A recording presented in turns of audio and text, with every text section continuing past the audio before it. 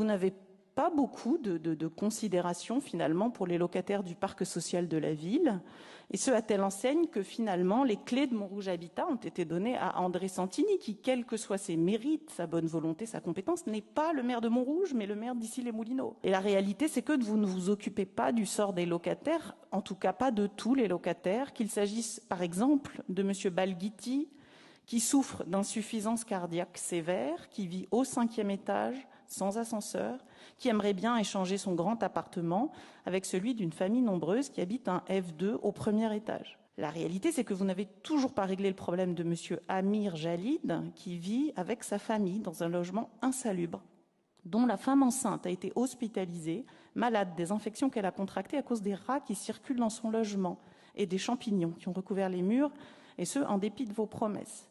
Et je n'évoque pas les cas des Montrougiens, qui sont en droit d'être logés lorsqu'ils ont, pour certains, gagné leur procédure en justice. Par exemple, Nadia Sabri, qui a gagné son DALO, que vous refusez de loger alors que la loi vous y oblige. Ou alors Célia Semlali, qui, pour un cas un petit peu différent, a été logée par un agent immobilier en relation avec la ville. Elle a été logée dans le parc privé de la ville et elle a été expulsée alors qu'elle payait ses loyers régulièrement. Elle a été victime d'une escroquerie, elle a porté plainte, mais elle n'a toujours pas été relogée ni même indemnisée pour son préjudice. Est-ce pour ne plus avoir à vous occuper des Montrougiens, des Montrougiennes, que vous avez vendu Montrouge Habitat à d'autres?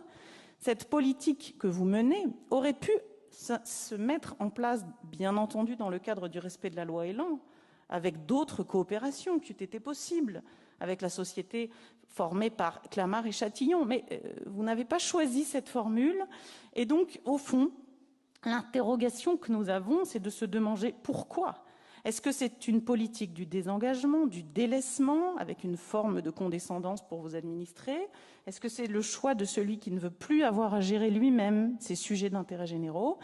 Une petite année après les élections municipales, et ça y est, on sent que vous avez déjà oublié les Montrougiens.